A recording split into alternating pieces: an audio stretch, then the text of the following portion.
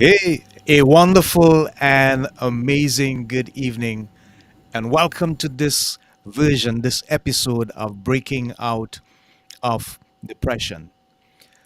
I guarantee you this one is going to be special because we have coming in as our guest, and I'm going to announce it quite early, Shuron Maurice Big Mo Thomas.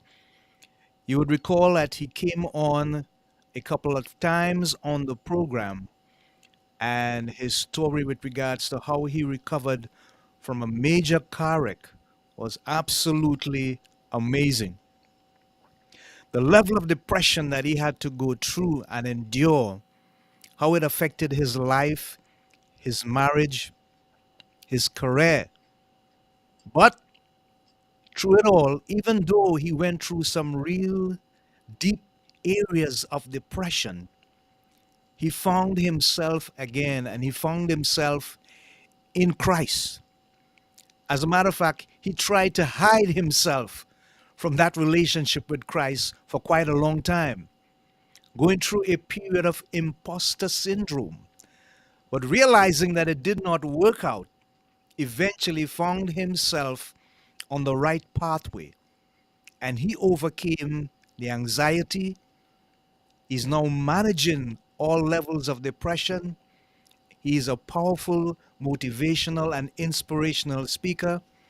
And he has also written a book entitled The Shift, with regards to him shifting away from the negative aspects of the wreckage and finding the good things about the lessons that he would have learned throughout his harsh and trying rehabilitation back to some semblance of normalcy as far as his life is concerned. So we thank God for him. He'll be coming on at around 7 p.m. this evening. I've got some announcements for us, but before I do that, let us recognize God's presence and let us begin with a word of prayer. Join with me, please.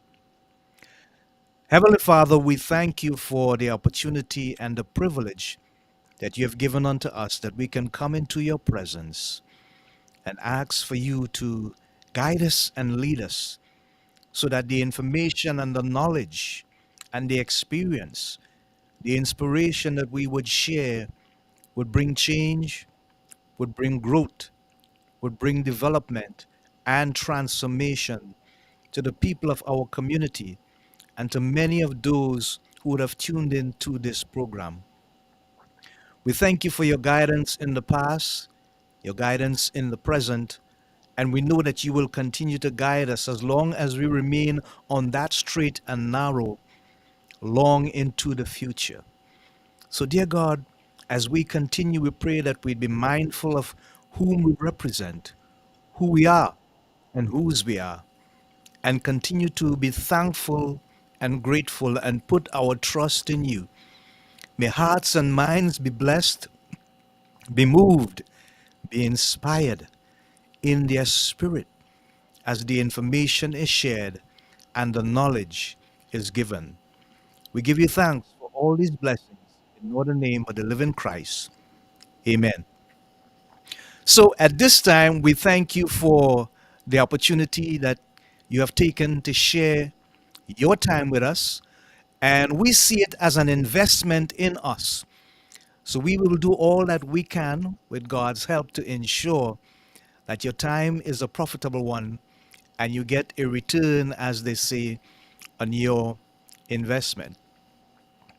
With regards to the announcements, one, remember we have a resource directory where the personnel who you have seen on this program will be able to at least give you one free moment of consultation because you have reached out to them through the fact that you have been either associated with someone who has seen and been in this program, heard the program, or you were involved with it for yourself. Two, you can download our app for your Android device. It is safe so that wherever you go, you can join us live for this and more programs, which I will tell you about shortly. We will have the thought of the week for you sometime later in the program. We also have an important video we want to share with you. As we look at the topic today, we will discuss with Mo when he comes, is do not let the vision go amidst the challenge of depression. Do not let the vision go amidst the challenge of depression. We will not have any downloaded incentives today. I want us to really dive and delve into deeply the last one that we shared with you from Agi Keramidas. Remember also to support our other programs, Iron Sharpnet, Iron Action Friday, the scriptures from ancient Hebrew perspective, and Brooklyn Bible Study. You can send your email and your WhatsApp information to 1-869-664-4365, or send it directly to me to my email at lovebitsa@gmail.com. That's LOVES. No, love LOVEBITS, lovebitsa at gmail.com. You may see that being put up by a producer sometime during the course of this broadcast. Without any further ado, I want to share with you a very important video.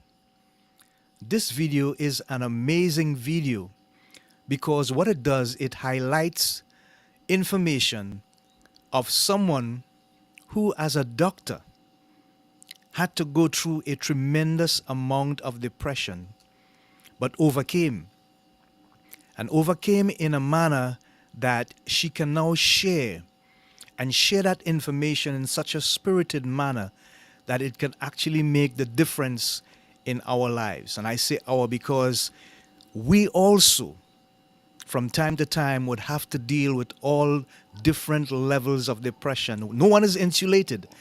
They come from many different aspects of our lives, different areas, sometimes in the least expected areas or from the least expected persons. But they come.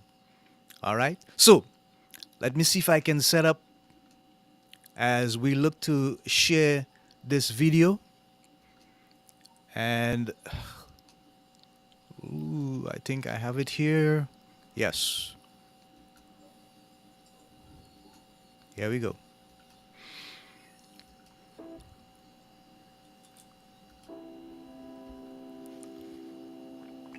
When you are depressed, you don't want to get out of bed. You don't want to be bothered with anyone. But overcoming depression is going to require that you get up and engage with life again. When you are feeling down, the worst thing you can do is isolate yourself, because isolation actually intensifies sadness. So I recommend finding a distraction that will shift your energy. Beginning in my early 20s, I began to notice some of the symptoms of mild depression. For years, I struggled with worry, anxiety, and feelings of hopelessness. Whenever I experienced a minor setback, I would be hard on myself and I would become extremely discouraged. For some reason, it was hard for me to believe that I could get through difficult situations. I know from personal experience that depression has a way of transforming a typically happy and outgoing person into someone who is sad, withdrawn, and frustrated with life. But my background and my expertise didn't stop me from encountering my own dark moments that even my family and close friends knew nothing about. And I didn't just feel down every now and then. I went through depression, I went through a persistent feeling of sadness and hopelessness. I lost interest in many of the things that I previously enjoyed, and I honestly felt like my family and friends would be better off without me. I felt like a failure. I felt insufficient. I felt like I couldn't take life anymore. And so I know what it feels like to not want to get out of bed. I know what it feels like to experience deep and distressing hurt that seems impossible to push through. I had pretended to be happy for so long that no one would have believed me if I told them that I was struggling with depression. But now that I'm on the other side of it, I'm glad I didn't forfeit all that I've been able to experience and accomplish. So while you might feel discouraged, you don't have to be discouraged because brighter days are coming. Because I always felt alone in my battle, I didn't realize just how common depression was. I had no idea that 1 out of 10 people will experience depression during their lifetime. Do me a favor. Check on the people who are close to you. In most instances, the people who appear happy and appear strong are rarely asked how they are doing because people assume their lives are perfect. You may not have considered this, but sometimes the person who is smiling every time you see them is privately battling depression. And so the first step in overcoming depression is acknowledging that something must change. You cannot fix what you do not face. Suppression, denial, and pretending that everything is okay is not going to help you feel better.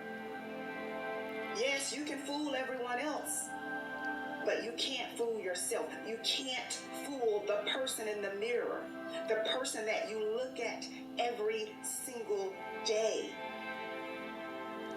And I get it. When you appear to have it all together, it's not easy to let your guard down and say, hey, I'm struggling. I remember wondering how it was that I could lift everyone else up, but when it came to my own situation, I felt hopeless. But my situation began to improve only when I had the courage to confront the fact that I was not as happy as I appeared to be. I was suppressing the wound of rejection. I was suppressing childhood trauma, and I was harboring anger. So let me say this. Uprooting anger and bitterness is not an easy thing to do.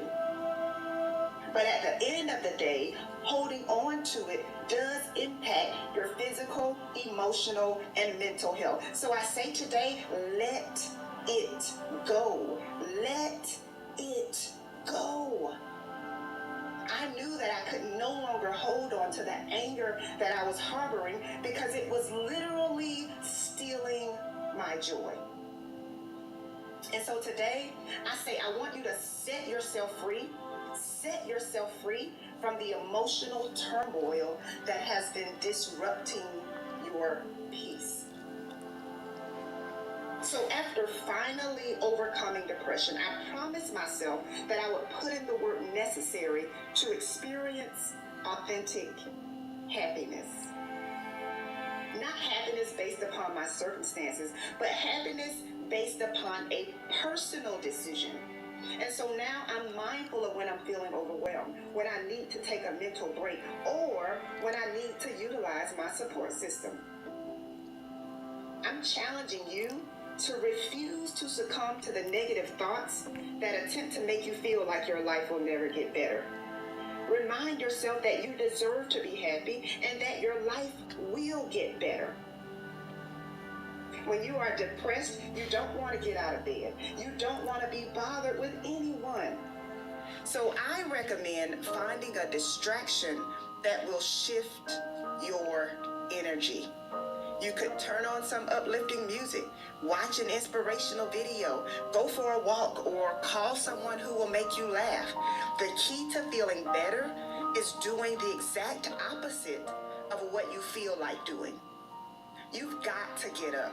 You've got to connect with others, especially when you don't feel like it. You have to find ways to avoid sinking because despair diminishes your productivity. In most instances, anxiety stems from a past experience or an anticipation of a negative experience. When you feel anxiety trying to creep in, you have to shift your focus from this is not fair or why am I having to deal with this to I may not be feeling my best right now, but I will not allow worry or fear to sabotage the gift of this moment. Though it may feel natural to allow your mind to wander into worry and despair, you actually reinforce negative thinking by not challenging it. Your thoughts are impressions, they are not your identity. So be mindful of your thought patterns and interrupt them before they get out of control.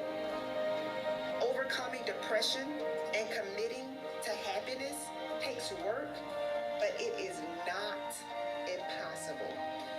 Yes, mistakes happen, but making a mistake does not mean that you are a failure. Overcoming depression is not an overnight process. It takes work. For some, happiness comes easy, but for most of us, happiness requires intention.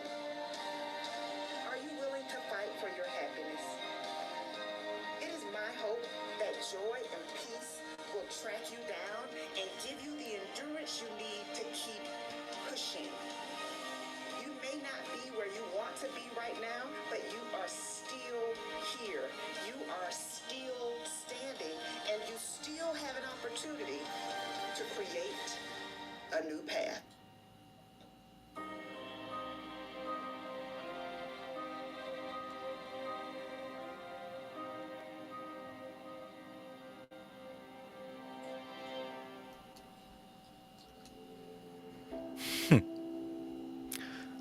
Wow. Wow. What an amazing story. What an amazing, amazing story.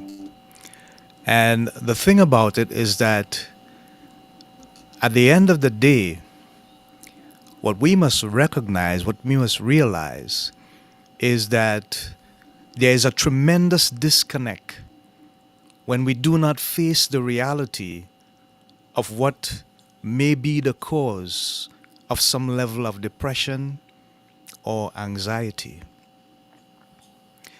And the doctor so rightly spoke about this because she reminded us of several things. And one of the most important things that she reminded us of is that you may not be where you want to be right now in life, but the fact that you are still here, the fact that you are still among the living, the fact that you can still live and move and breathe and have your being, you can still earn income if you are earning income, or you can still do something with your limbs, you can still hear, you can still use the senses that you have, and you can still reach out to somebody.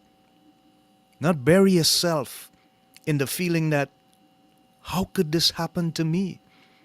She said she was there for everybody else, but herself, she was not there for. And she felt that depression. It was deep, it was debilitating, it was sad, and it affected every single aspect of her life. And she found herself putting on a front when she came out and met people, and everything looked all right because she was smiling and looking good and sounding good, but inside she was not feeling good. And that's not the place where we need to be.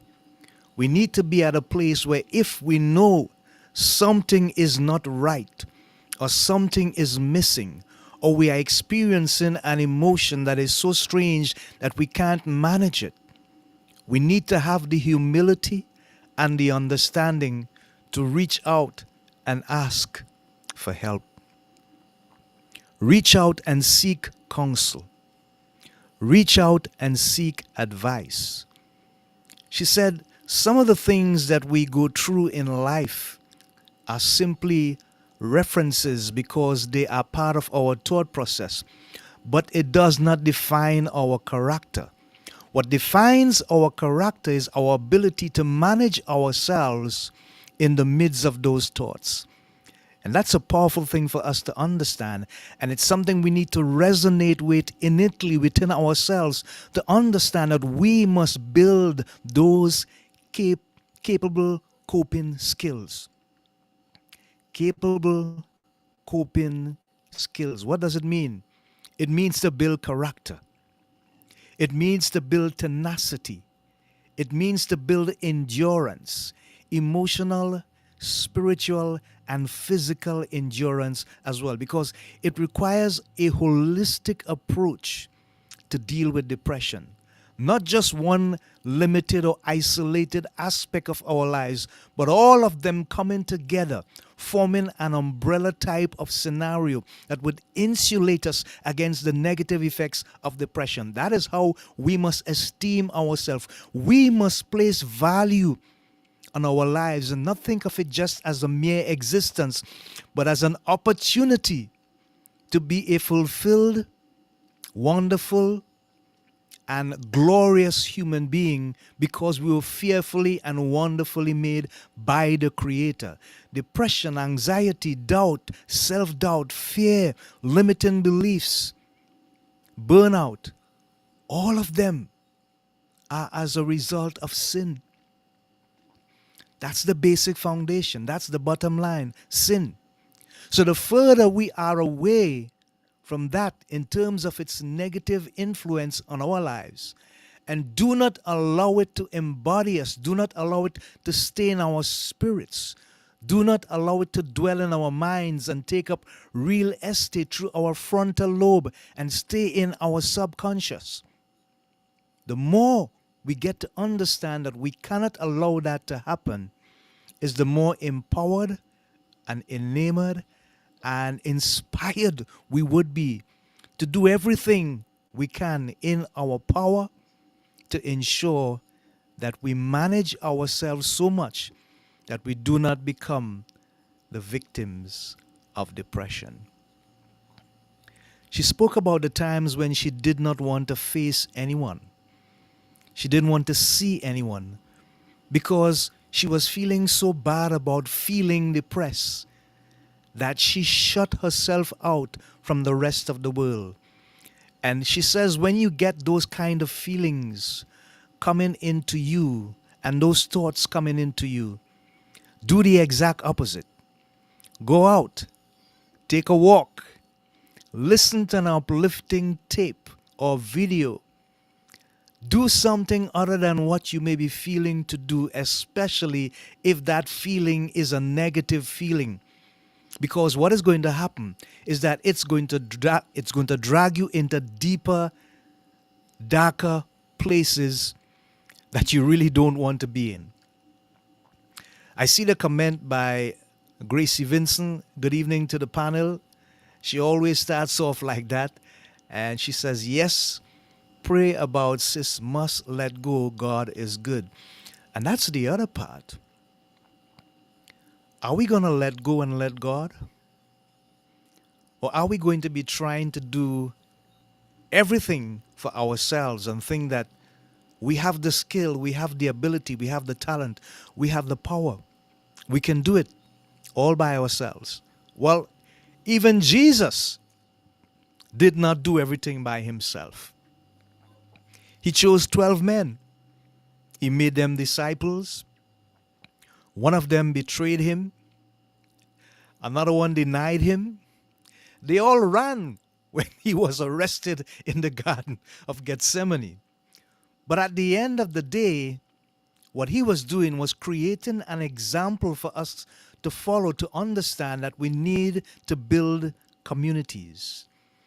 And we must have people around us who believe in us as we believe in them, who would support us as we would support them. Why? Because at the end of the day, we can feed off the positive thinking mindset and heart set of each other. That is what matters. So that community is extremely important because you need accountability partners. You need persons that if you knock on their door at 2 o'clock in the morning, they're going to respond, understanding that you don't really want to do what you're doing, but there's something gnawing away at you, eating away at you, something that you can't handle, that you can't understand, that you can't be in control of. And as a result, therefore, it's absolutely necessary for you to reach out to someone who you know is going to be there for you. That's extremely important. So, the people that you surround yourself with in this life, they are in a huge way part of that opportunity that we have to develop relationships that would have meaning and value in our lives and help us to stay on that straight and narrow path. And that is why when we choose our associates and we choose our friends and those that we spend time with socially, we must be careful about those whom we choose to spend time with. It does not mean that we are going to be exclusively seeking people who are of the Church of Christ, our brothers and sisters in the Lord. But at the end of the day, you also have to work somewhere. You have to travel somewhere. You may have to go to a hairdresser or a seamstress or a tailor or a barber. You'll have to go to a department store, to the mall, to shop, a bakery. Wherever you go, you may meet people. And there is an opportunity to create and build relationships. However, always ensure that the people that you build relationships with are people that have a value, at least one that aligns with some of your values. If not spiritual, at least moral. And if not moral, at least ethical. Because you will not find the perfect example of someone to be a friend like Jesus is. He's in a bracket all by himself. He's in a place that cannot be touched, cannot be duplicated, cannot be repeated, cannot be replicated. But at the end of the day, we have the opportunity before us to choose where we go, who we spend time with, and the people that are most important in our lives are the ones that we associate with because there is a possibility of shared values that can bring something to our lives as well as we bring something to them. So I see that we have Big Mo in the studio, and he is here as a co-host slash guest. And I'd like the producer to bring him on screen now as we welcome him into the studio. The timing is exquisite. Maurice, Shuron, Big Mo.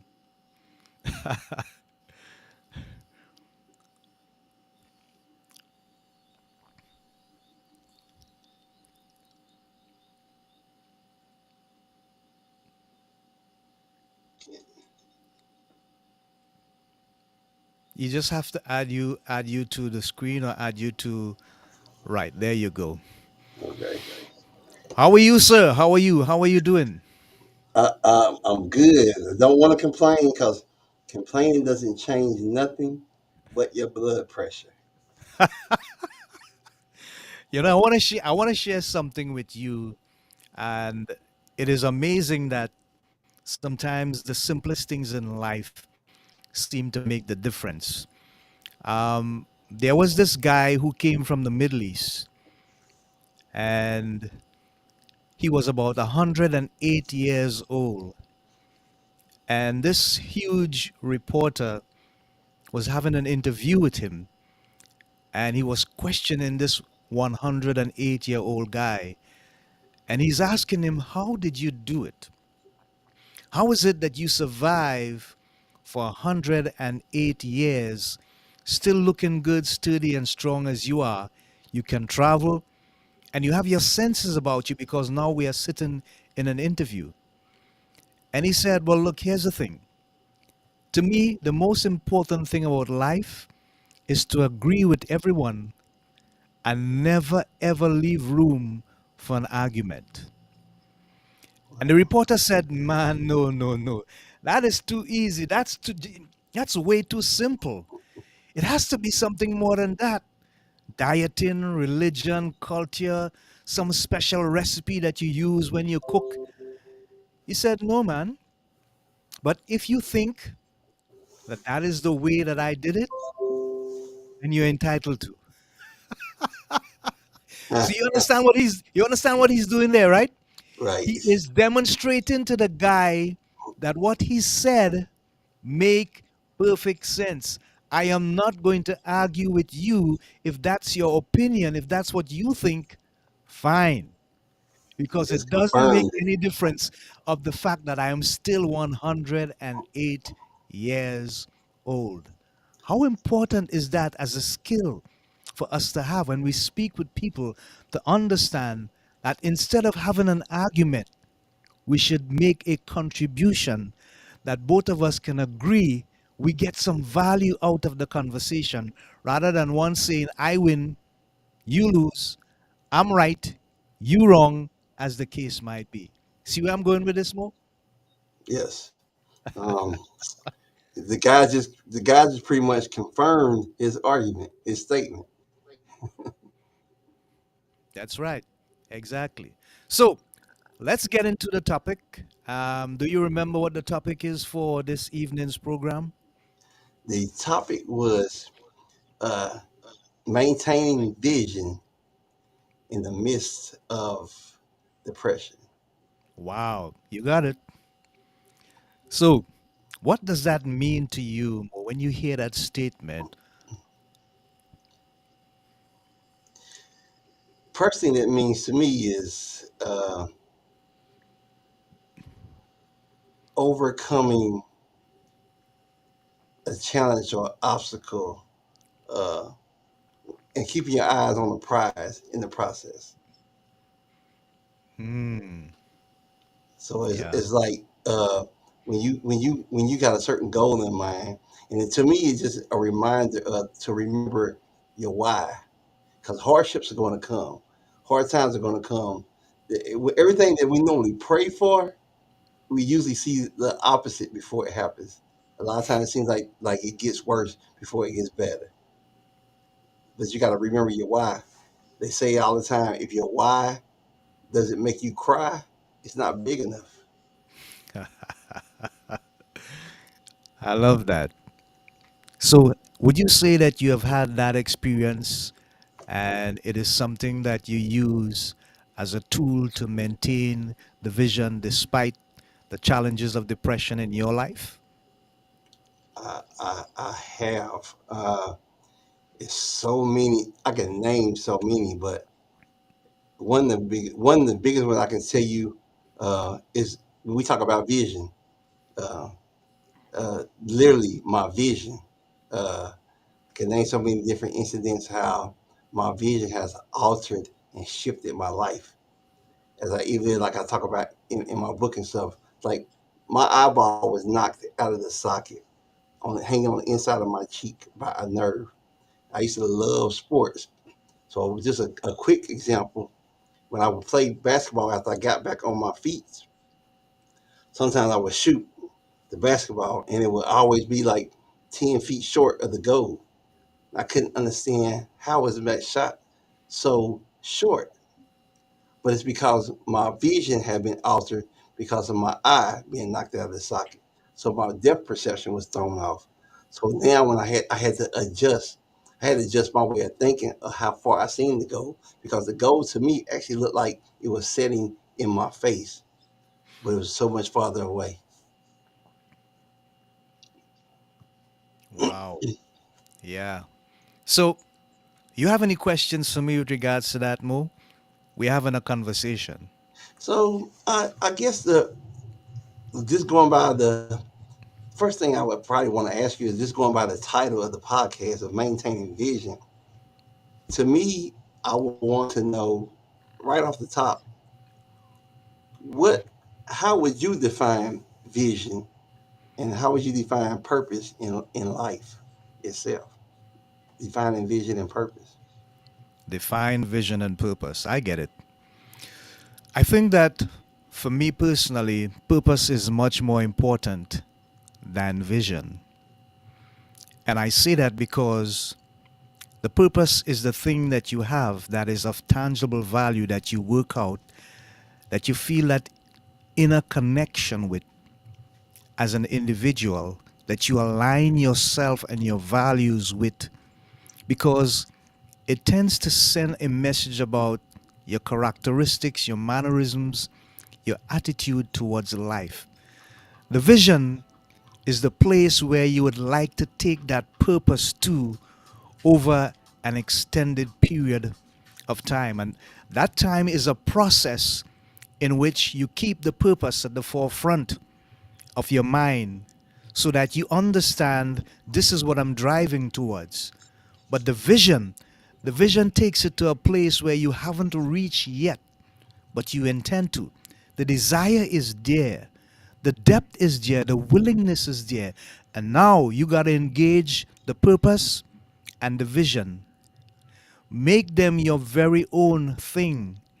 And the focus is supposed to bring you to a place where there is fulfillment. Once they align, and especially if they align with God's will for your life, and in the end, you see that He gets the honor and the glory because that is what He placed us here for. At the end of the day, it must align with God's will, God's purpose for our lives. So we have to ensure that that takes place. That's our responsibility. And for me, it's personal, it's deep. I think right now I'm fulfilling a vision that is aligned with my purpose. And my purpose is to ensure that I use all the skill, the talent, the ability, the resources that God has blessed me with to share with the rest of the world and let Him take care of the rest. Not because I want my name in lights, but because I want people to understand that He has placed individuals here with certain resources that can help them to get to a better place, to make better the choices and better decisions about their lives. And that is the important thing about building this community. The purpose is to have people empowered more to the extent that the vision that they see for themselves, for their lives, they know how to get there. They understand the process. They can become that person who drives to a place where they have never been before because the vision and the purpose is aligned, and it's like the catalyst, the fuel that they need to take the necessary steps to get to the next best place. Always keeping in mind that in the end, it must bring honor and glory to the one who has placed us here. That's it for me personally. That's real good. I know there's a lot of we've seen in life. Period. There's a lot of people and things that have a purpose behind it, but they don't have vision.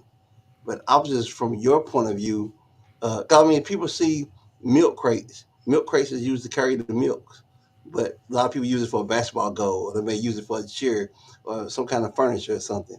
But it's not the purpose behind it. So we've seen a lot of things with purpose, but it's not being used as the purpose it was designed for. So there's no vision. They see a different vision. But have you ever seen, and if so, have you ever seen something that has vision but no purpose? Wow, that's a really good question. And I'm trying to recall if at any point in time, I always like to use me as the example because I think that for me, when I answer questions like that, it has to be an embodiment of the question and not just a theory or an opinion. I think that there are some times in my life when I I had that kind of scenario before me because I just could not connect the two together. And I remember there are two famous people that I think suffered deep depression as a result of that. If you remember Robin Williams and Anthony Bourdain, Remember? yeah, those guys had half of what they desired in life. Mhm. They had a lot of purpose, but they lacked the vision. And the reason why they lacked the vision is because the very purpose that they felt they were made or created for and they got themselves deeply involved in. And I'm saying this not because this is my opinion. I'm saying this because I looked at the tapes of those guys. I listened to their conversations. I saw their interviews. And Robin Williams, in particular, was saying he always knew something was wrong somewhere along the way. It was right in front of him sometimes, so close that he couldn't put his finger to it at times. He struggled with alcoholism because of the fact that he wanted to find a place of respite. You see, when you're out on the stage, you're fulfilling your purpose. But when that is finished, here's the question, Mo: what's next? The vision was lacking. And so, because the vision was lacking, the fulfillment that they sought, getting their purpose out there, it did not come back. They did not make an investment in the vision. That is what we have to do. Even as God's people, make an investment in the vision. The purpose and the vision must align together because they complement each other. The platform is our life. The purpose is what you discover God has placed you here for. And the vision is the plan to make sure it becomes so fulfilled that you actually develop a process by which you continue to pursue that purpose. Because as long as we are here, the purpose is not completed. As long as we get up in the morning and we can breathe, live, move, have being, the purpose must continue. It's a process that leads to a place where eventually, at some point in time, that vision becomes tangible, it becomes real.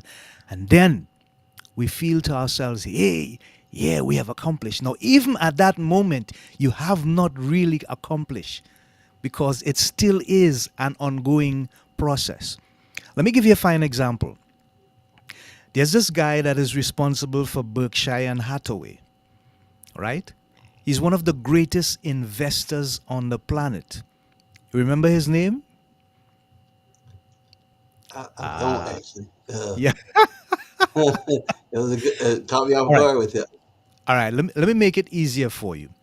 You remember the guy who owns Microsoft or the major shareholder in Microsoft? Bill Um, Gates, right? yes, correct. Bill Gates is not going to stop what he's doing because it may appear to everyone that he has reached the vision. See where I'm going? Yeah. Jeff Bezos, the owner of Amazon, the founder of Amazon, he will not stop what he's doing simply because everyone may come to the conclusion he has reached, he's got it. What else does he need to do? But these guys, and the reason why I'm drawing them as an example is because they follow a certain process that has brought the purpose to fulfillment, yes, but the vision keeps expanding because the purpose only becomes fulfilled when they are no longer here. And that's how intense we must be about our intimate relationship with God. Because when that happens, all that we need to become will be revealed in due time. It will not happen overnight. It will not happen in a spark of a moment. It may happen in surges, incrementally. But at the end of the day, we will eventually get the idea of where God is taking us. Sometimes the vision is unclear, it's opaque, it's uncertain. But what we know is that He has a plan with His providential nature to do something fantastic somewhere down the road. And that is why there must be a deep connection between the purpose and the vision. It's so when you got a person that, let's say, they know their vision but they don't know their purpose, or they know their purpose but don't understand the vision type. What kind of strategies would you give that person to like they don't even know, like some people may have a vision and don't even know that they have purpose, or they may have a purpose and don't even know that they have vision, to that they need to have vision in order to fulfill that purpose. Like what kind of strategies would you give that person so they can connect, so their vision and their purpose can line up with God's purpose for their life. What kind of strategies would you? Yeah. Out of And then that question, how do you give strategies if they don't know that they have purpose? yeah. Out of that question, Mo, I'm hearing two things. One, either the person is lacking information, so they are operating from a place of ignorance, or two, they lack ambition. Mhm. Now, let me simplify it. If I'm the owner of a business and I believe that it's my purpose to sell fruits, wholesale, retail, it does not matter. I produce fruits. Number one, I'm a farmer. It's what I love to do. I feel aligned with that purpose in terms of me being able to provide food through provision, fruits, etc., vegetables for people, right? But I have the purpose and I just go through the motion every day of doing the purpose. But in my mind and in my mind's eye, in my imagination, I don't see me going anywhere more than just going through the process of fulfilling the purpose. That means I lack vision. If I'm to understand that I need to have a vision, there is something that must take place that awakens me to the fact that I need to have a vision to complement the purpose. If I'm to give someone like that a strategy, the first question I would ask them more is, are you satisfied with where you are at right now? And this is where the ambition aspect of it comes into play. I ask them that because I want to know if in their mind's eye there is something futuristic, 2 years, 3 years, maybe short term, mid term, or long term down the road that they can actually see, visualize. Not only that, if you can see it more, if you can visualize it, you Mhm. need to write it down. You need to take note of it. You need to make a record of it. Why? Because it is something that you need to keep at the forefront of the process whilst you are going through with the purpose. And when you do that and you align the purpose with the vision, what you do is you set a time frame. So I would advise you, first of all, find a vision to complement the purpose. Secondly, document the vision, but keep the vision real. Why?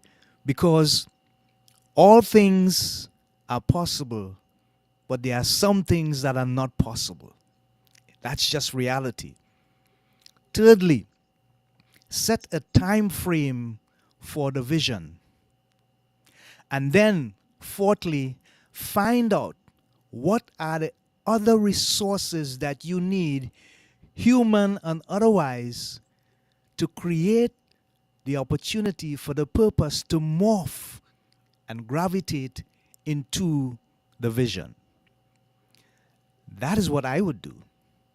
And I would hope that if I share that information with someone, it would help them to understand that there must be a marriage between the purpose and the vision, but there's a manner in which they can do it so that when that marriage takes place, it produces fruit. I love that, and you gave us some dynamic examples of strategies on finding your purpose and strategies of finding your vision and even merging them together.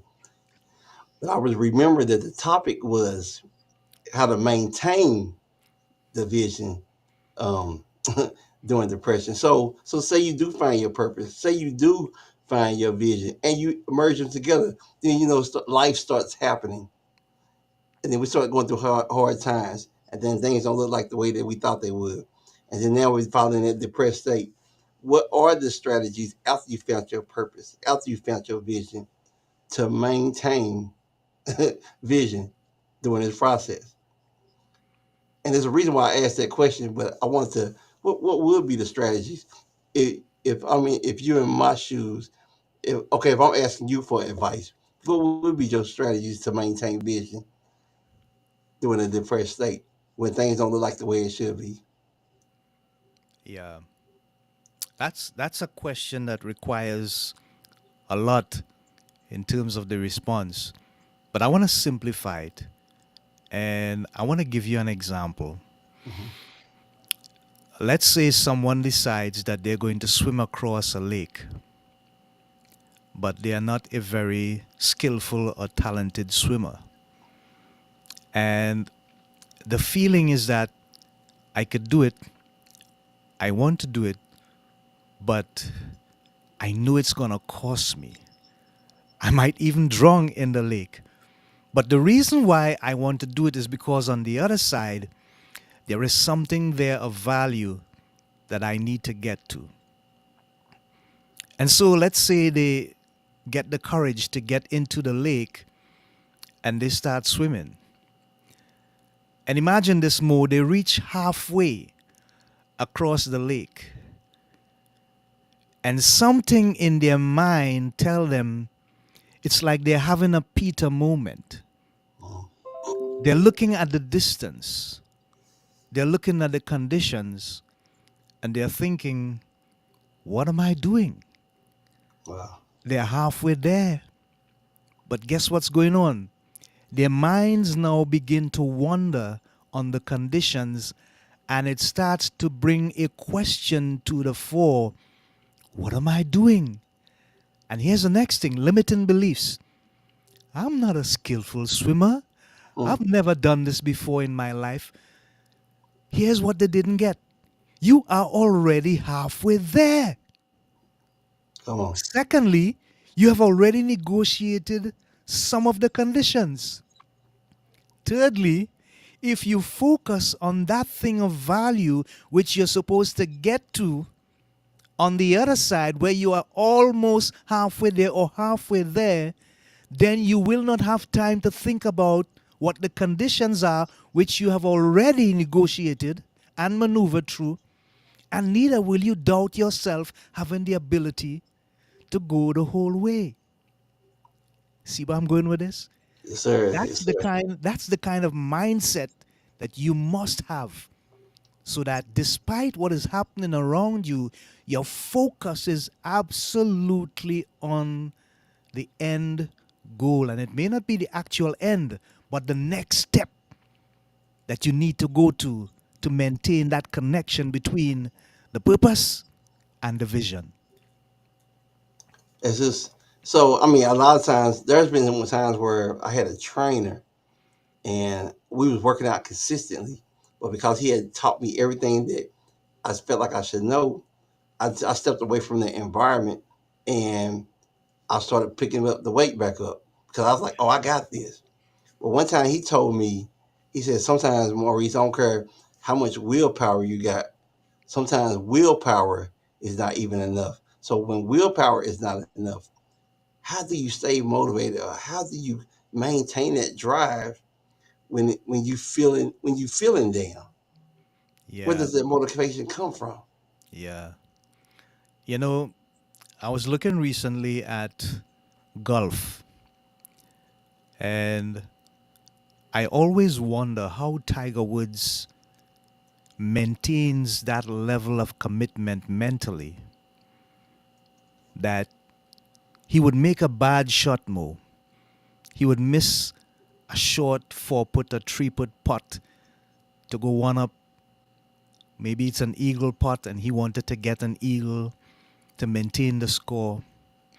But even though all the conditions around him may not be in his favor, even though the wind, the cold, and the many accidents that he would have had and the many surgeries that he would have had are all telling on his body, somehow he manages to dig deep and maintain his focus.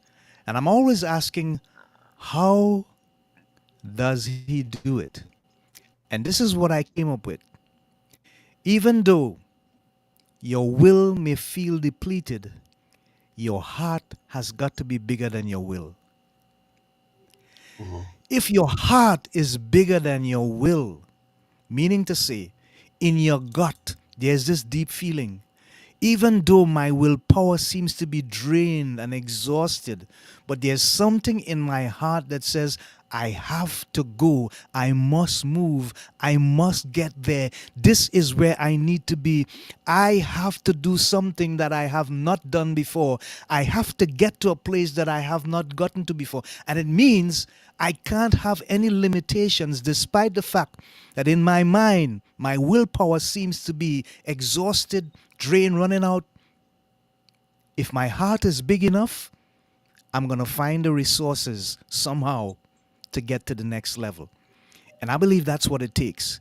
I think it's a thing that made Kobe Bryant a whole lot better than the average NBA player, because with the Mamba attitude, to him it was just more than a philosophy, it was a lifestyle, it was a mentality that he had to adopt, because all the odds were against him when he came to America.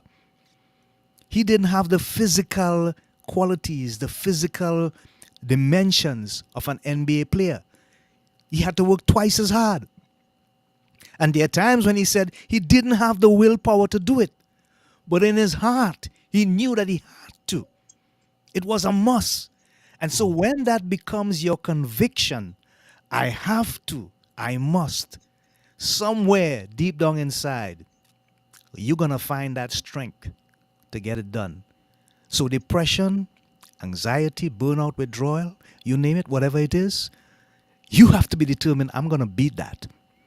I'm going to beat it in my heart if I can't beat it with my mind, but somehow I'm going to beat it. That level of commitment from the heart usually brings the body to a place where it finds a way to respond and take you to the next level. But you got to have a heart that's bigger than your will. These are such strong strategies that you're sharing, and I know we're talking about maintaining vision uh, in a depressed state, but even if you wasn't depressed, these strategies has got to work regardless, depressed or not depressed. They have Yep. such foundation to them. So, um, and I know a lot of people even talk about passion. Uh, I don't know how much passion will relate to this, but far as your purpose and your vision.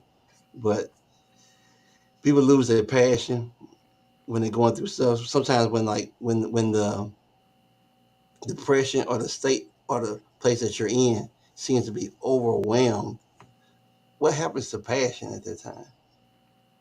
Yeah, that's a really good question. I think it affects people differently.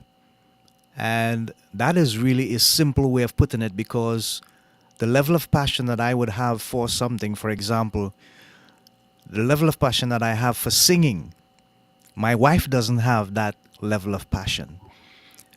And what that means is the things that I would be willing to do for singing, she wouldn't do it because it would not mean that much to her.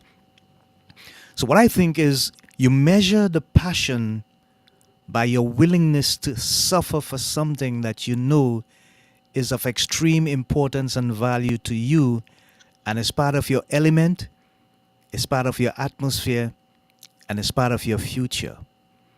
That is what keeps you connected to that level of passion that you have, because you know that you are making an investment into something that brings you a value that some people may not understand or have. But there's that connection with you on the inside. It's deep and it's innate. And you know it, it's real. You feel it in your gut. That at some point in time, even though that passion may wane, the mere fact that you haven't gotten there as yet is enough for you to find a way to get that passion going again. And sometimes it means you have to pull away more. Just pull away from what you are focused on for a moment. Take time out. Go somewhere that's sort of in a place of neutrality and recharge your batteries, recalibrate your thoughts, and come again. Let me give you an example. You know, a lot of people say that as a writer, you have writer's block. You know what that is, right? Right. Yeah. You Yeah. stuck. Mm-mm. Uh, I don't believe in writer's block more. If I'm writing something and I'm passionate about it. I'm inspired. I'm getting the ideas, they are coming to me. And then suddenly it's dried up. I don't think it's writer's block. I think it's time for me to stop. Wow. Stop, take a break, go take a walk in the woods, see the flora and the fauna. Change your environment for a moment. Just get away from everything associated with writing and refocus your energy mentally, refocus your energy spiritually. Reconnect with something that is natural and simple and does not require anything from you but just being in that moment. That place, that stream flowing, the park where people are playing, families are around, people having picnics, playing games, stuff like that. Just take your mind away from the prospect of having to think and to be inspired and to maintain that level of passion, because that is something that taxes you because it's virtuous, it's coming out of you. So when you take that break and you get away to a place where you can refresh and recharge and come again, you're going to find something flowing, even if it's minuscule, even if it's small, but something is going to flow again. And that is when you will find a rekindling of the passion. So I went. I just now went through my stash and I went and got my shovels because I really want to dig a little bit deeper and a little bit more personal, if you will. The topic that maintaining vision during depression is a powerful label. But as I dig a little deeper, there's a purpose behind that topic. Can you share personal how you've had the maintaining vision during depression, and even how you even got to that depressed state, and what you make? Can we get a little personal? I like Yeah, the insight on Sir Charles's depression and and, he's calling me Sir Charles. and how he maintained vision. Uh, yeah. Look, at the end of the day, I simply believe that my period of depression was a bedrock for the level of not just determination, but resilience that I believe I now have. And I'll tell you why. I'll make it real. I'll give you the real story. I found myself out of work, unemployed, several years ago. And it was so bad that I had just one pair of shoes, a black pair of shoes with a silver tip. You know, we have a saying is it's like your everyday special and your Sunday best. And I would take my portfolio and I would put on a striped brown shirt and a khaki pants, and I would walk knocking on doors because I had a vision and I knew what my purpose was. I knew what I needed to do. I knew what I wanted to do. I was passionate about it, so I was willing to suffer if I had to. And so I would go out on the streets and I would just knock on people's doors and I would ask them, "Can you help me? This is my plan. I need a loan. I need financing. I need someone to believe in what I believe in. I'm passionate about it." Mm, And the challenge was I would have to put cardboard in the soles of the shoes so that I wouldn't feel the pain on the road if it's hot. But praying at the same time more that rain would not fall, because if rain fell, right. the cardboard wouldn't help me. I would be soaked right through my socks. And the other thing was, I just wanted one person to believe in what I believe in because I was seeing this vision. I had even put a time frame to it, but most folks were not getting it. People were telling me things like, "Why don't you just go back and work for the company? Um, black people can't really do business," stuff like that. But to me, whenever they said no and whenever they said something despairing like what I just said, I always felt that, you know what? They are not in my shoe. They are not seeing what I'm seeing. And it helped me to go back, rethink my strategy, and try again. And I remember I started with just $3,000 in my name. I had a check for $3,000 from my last place of employment. And of course, that wouldn't get me very far, right? But then I just keep thinking. I kept thinking. I kept searching in my heart. I kept searching in my mind. I even did some fasting. Of course, I had much to eat. So fasting came like a normal thing at the time. It Really? was like part of the whole process. And I started to pray because I knew how to pray. My father was a minister, he was a Baptist minister. My mom was a secretary in the Pentecostal church. So that's the kind of background that I came from. So I knew how to pray. And I started reaching out to God and I said, you know, this situation is depressing. But I had the feeling somehow that there is something in it for me, but I just can't see it. I can't see the way out. I can't see the entrance. I'm just seeing blocks. I'm just seeing walls. But my passion remained fresh. And the reason why my passion remained fresh is because I knew that at some point in time, I would have gotten the answer I was looking for. So I kept searching. And then I sat down in my office one day and I got this office merely by chance. Met someone, she was renting the top of a building and she was looking for someone to sublet a space to her. I told her I don't have the money to pay now, but at the end of the month, I expected some income to come in, and it was the only income coming in. And she somehow believed in me. So to me, that was an indication of things turning around. It was a different response I was getting. Somebody was actually believing Come on. in me.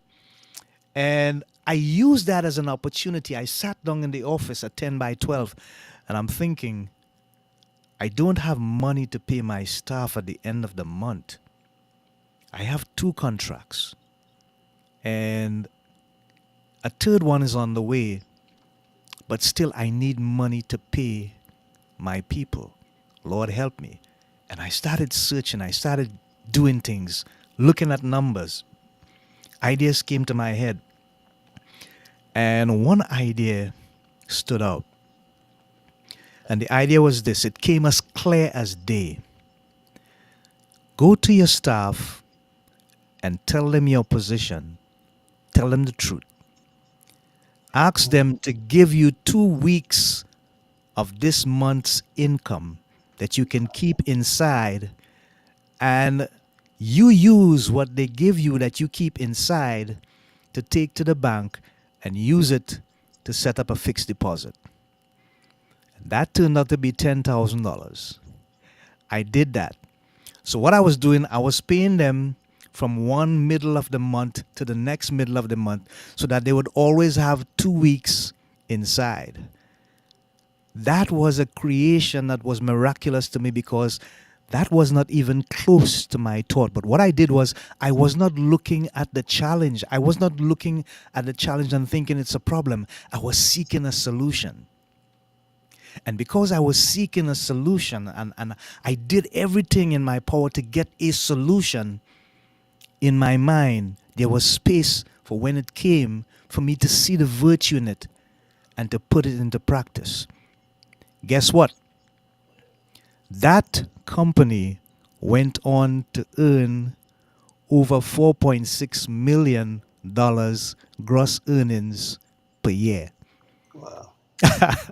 Right? So, I mean, I'm saying all this to say that I understood way back then that the process was so much more important than the end result. Because if I did not understand the process, when the end result came, I would not have been prepared to hold it and to keep that passion alive and to maintain the vision despite the purpose may have seemed to be falling away from me. So that's just my example. I like that. And I heard a couple of things that was coming to mind while you were saying it, but like even trusting the process, or when you trust the process, or try to embrace the journey and not look at the end results. Whatever the end results is, it's a win-win situation, regardless, because of what you learned through the process. I also was hearing that when you trusted in God and the Holy Spirit to be led, God led, no matter what it feels like, right before you break down, you're gonna break through. And I tell people all the time, long as you believe, it doesn't matter how dark your situation gets. But as long as you believe, there's always light at the end of the tunnel. Why? Because He's the light, and if He lives on you, you are that light at the end of the tunnel. So I love that story and just that perseverance through the journey and the process. When you get to a certain place, though, I wonder, once you get to a certain level of place, how do you feel about uh, having that support and accountability, and then somebody to hold you accountable to even do what you say you're gonna do when you start to slide back? Because I got one of my mentors. He always tells me, he said, "Mo, a man that doesn't have accountability can't be counted on." Yeah. First of all, you spoke about the light, and you were passionate about speaking about the light, God being the light. And I just want to share the thought for the week. If I can have the producer put it up, Dexter, because it's about light. Uh, if Dexter can put the thought up, I just want folks to see that there's an alignment between what Mo is saying and the thought of the week is. So I'm going to say from here what the thought is. I'm going to read it from my side. The thought for the week is: never let the light of your life go dim. Even if the days are dark, it is always time for your light to shine. Let me Mm, repeat that. Never let the light of your life go dim. Even if the days are dark, it is always time for your light to shine. There it is on the screen. I felt inspired to use that based on the topic that we were going to discuss today, and then you just confirm it by speaking about the light at the end of the tunnel and God being the light that's always effervescent in our lives. I love it. That's powerful. it's one of my personal quotes. And I've heard people even say, when first of all, you don't share your big dreams with small minded people, but but also there are certain dull people that don't believe in you. But when you believe in yourself, you can't let those dull people dim your shine. So Yeah, continue to let His light shine. yeah. That's wonderful. That's wonderful. So I have amen, amen from Grace, and I have, is this Rack B, RACB? Correct me. Uh, Powerful insight. Wonderful. Thank you for the comments. Keep the comments coming and keep the questions coming. I must remind them at this time that they can send their information to 1-869-664-4365. That's our WhatsApp number. Or email me at lovebitsa at gmail.com. That's LOVEBITSA, all lowercase, at gmail.com. So, Mo, let me just get back to the question that you would have asked about accountability. And Yes, then sir. I'm gonna ask you something, or things rather. To me, when you get to that moment where you may slip, and it happens to all of us, you may lose sight of the vision. Two things that are extremely important are: one, having a spirit of humility, and two, having a spirit of gratitude. Humility, because that human aspect of you is something that you're always going to be grappling with and struggling with. It's just the way we are made up, it's just the way that we are wired. We are not like Jesus Christ. He was perfect as the Son of God and perfect as the Son of Man. Come We are on. striving to get there, but we Yes, are sir. We are light years away from getting there. So we're going to have those moments. But if we are humble enough to realize that that is something that causes us to learn much more about ourselves and much more about the ecosystems that exist around us and how they infect us or affect us, we will then become much more resilient because we will learn our lessons then. It will not be based on experience, it will be based on our ability to be fully aware of what is happening in the moment. Secondly, being grateful means that we understand that even though we have attained a certain level of success, we did not do it all by ourselves. You know the saying, right? No man is an island. Right. One of I the stand greatest strong. in yeah, one of the greatest industrialists of all time, Henry Ford. He was not an engineer of great repute, but you know what he did? He hired the best engineers to build the V6 and the V8. He didn't like the V6 so much, but he built it because he wanted to remain relevant and in the competition, in the conversation as far as the motor car industry was concerned. And what he was able to do was bring people from different levels of life together. And that kept him accountable. Because now, even though he may not have been able to play an instrument, he was the conductor of the orchestra. Mm. I, I And like that. that's It what you have to reminds me be. of, yeah, sorry, brother. Yeah, it reminds me that I've always heard my pastor say, if you're always the smartest person in your circle, you might need to change your circle. Exactly. So, Exactly. so even So, Arnold Schwarzenegger, a lot of people know him as the Terminator. yeah, Arnold Schwarzenegger wasn't necessarily the smartest in his circle, but they said that he got elected because he hired smart people around him. yeah, He didn't that's necessarily right. know he had to know it all. But That's I'm right. smart enough to know this is not my strong point. But let Yeah, me connect with somebody who can.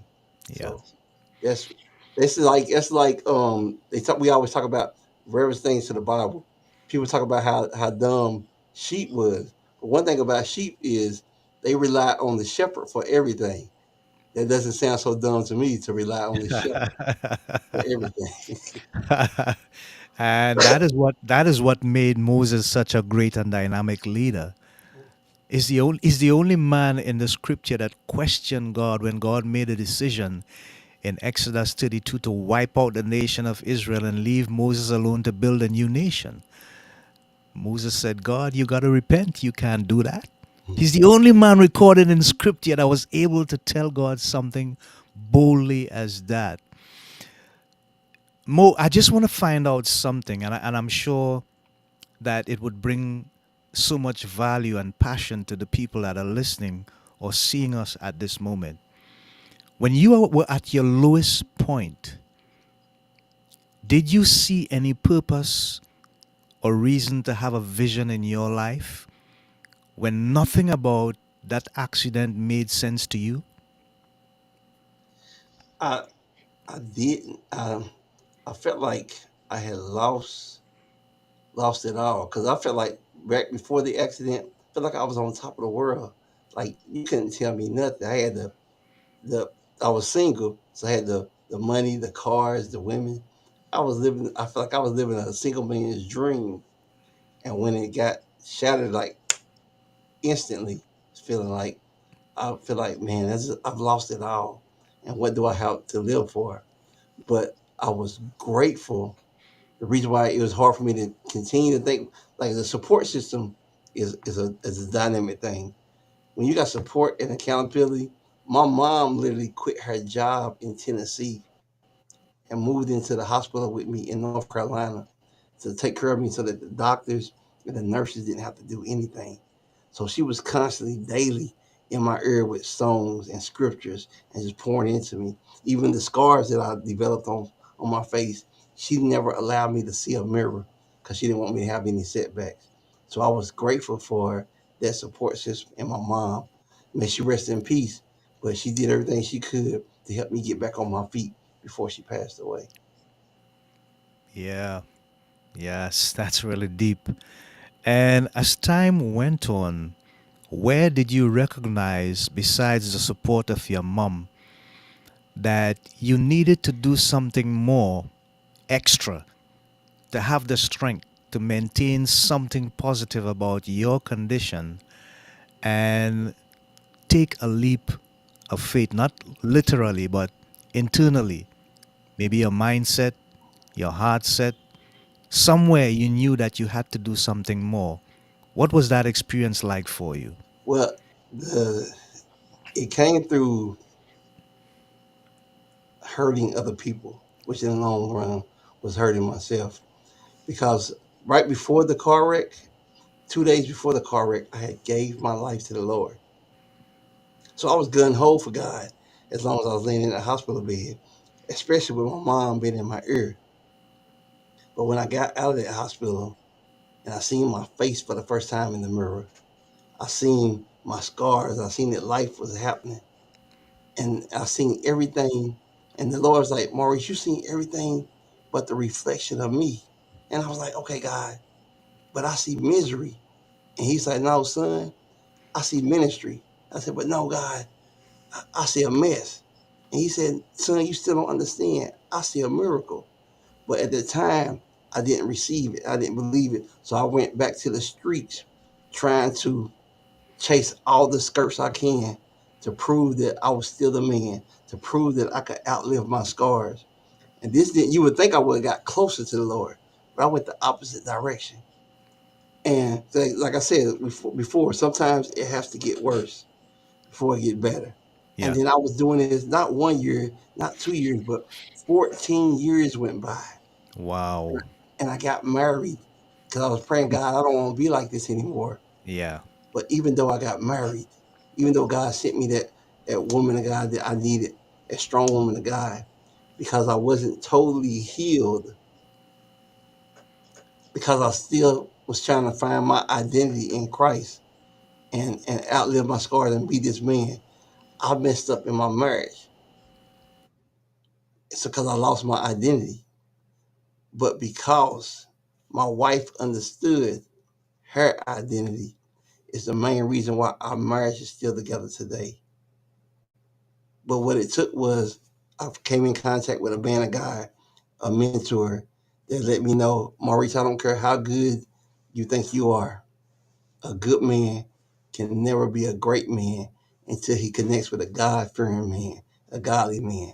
And that changed the trajectory of my life and how I seen myself.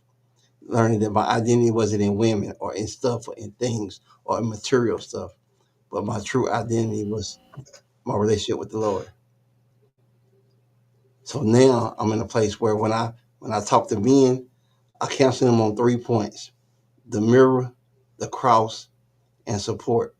The mirror is because you got to see the part you got to play in, so it's reflection.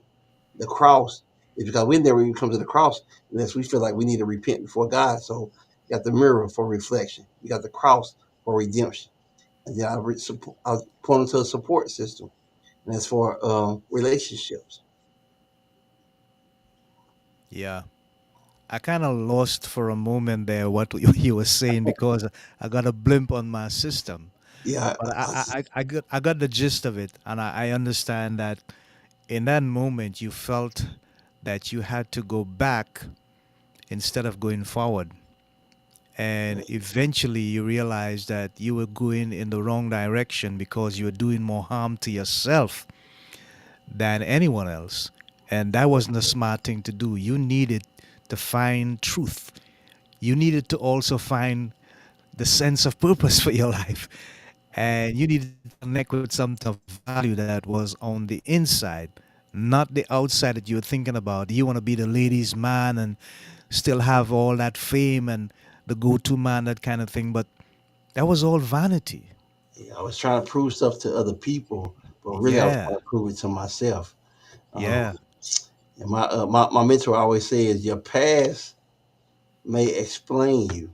He said, your past explains you, but it doesn't excuse you. It don't give you a reason to keep doing what you're doing. And so I know Yeah. a lot of people talk about generational curses and stuff, and I believe that there's certain curses that can happen, But I'm more so on not a generational curse. I believe Hmm. it's more of a generational choice. Yeah, I fully agree with you. What a story, but you made it very powerful. So Gracie was listening to you, Mo. She's listening to you. To It God be the reminds it reminds me of something that I heard, and the philosopher, I can't recall his name now, but he said, "We are not who we think we are. We are not who we think people. No, we are not who we think we are. We are not who people think we are, but we are who we think other people think we are."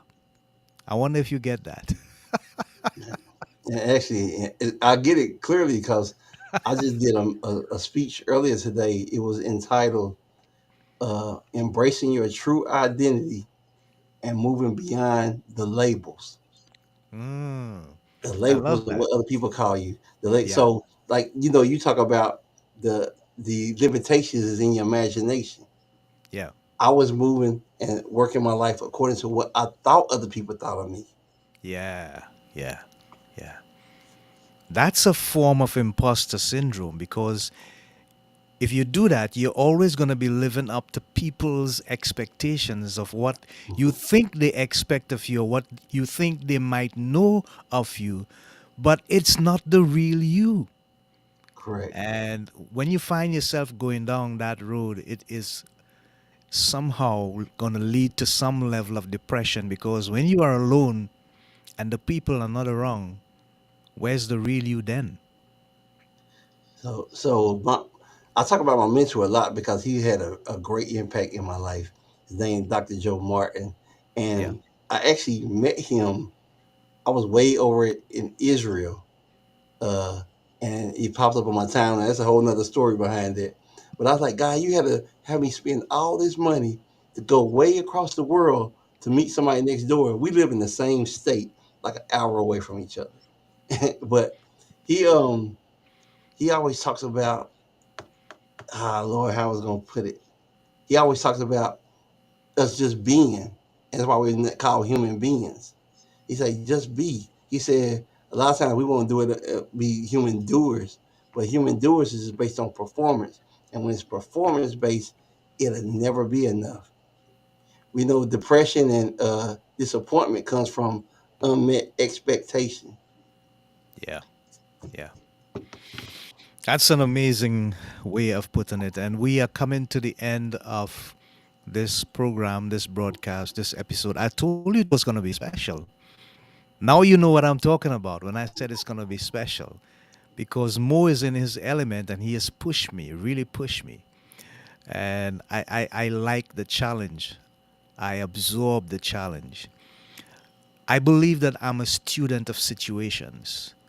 And I Mhm. say that because at the end of the day, people must understand that if you don't think about what is in it for you, you'll always think that one, it's all about you, and two, it's happening to you.